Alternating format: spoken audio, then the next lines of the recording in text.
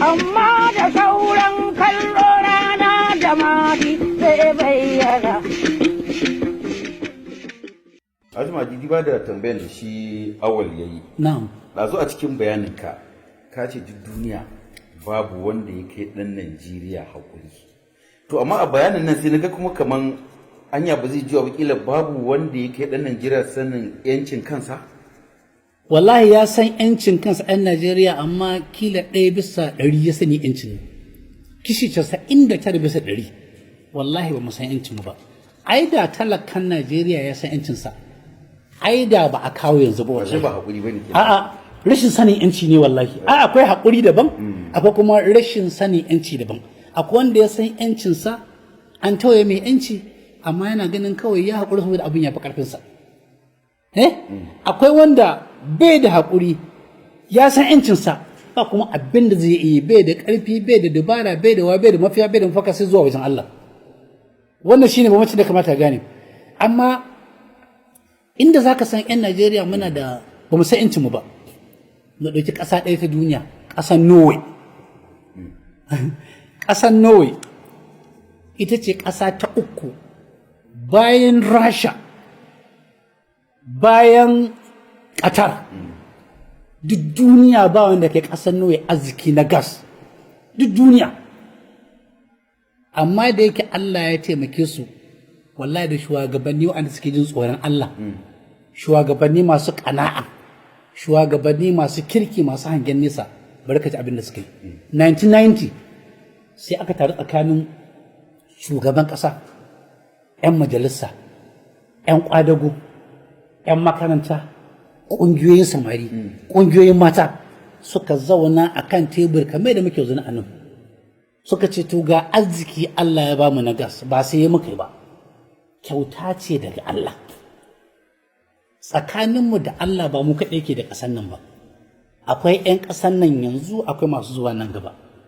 Wani mataki ya kamata mu ɗauka mu ga cewa wannan arzikin da Allah ya bamu na gas bai zama mana fitina ba, bai zama masu zuwa nan gaba fitina ba. Ga shawarar da suka yanke gaba ɗaya kuma akan ta ake har yanzu tun 1990 suka ce to kashi 90% na kuɗin man nan duk abin da aka samu na rara mu je mu buɗe kamfani Norwegian Oil Fund kamar da muke da sovereign wealth na Najeriya. 1990 suka yi nasu suka ce duk abin da aka samu in an samu $100 to $90 kar a taɓa ta, kar a ba gwamna, kar a ba shugaban ƙasa, a zuba ta a cikin wannan kamfanin wanda kowane ɗan ƙasar Norway arzikinsa ne a ciki.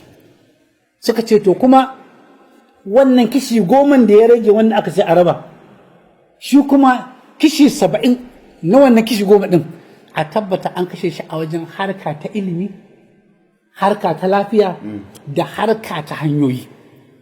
Bi ma'ana kishi 30 ne kaɗai za a amfani da shi don gudanar da harkokin gwamnati.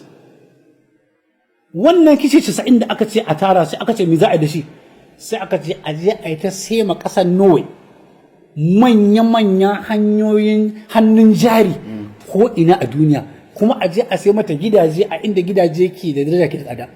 Yau a duniya ba wata ƙasa mai yawan gidajen gwamnati a Norway. Norway tana da manya-manyan gidajen tashin hankali a America, a Ingila, a Dubai, a ƙasashe manya-manya na duniya suna da hotel-hotel, suna da plaza-plaza, suna da mall-mall wanda suke an so kuɗi na inganta rayuwar mutanen Norway.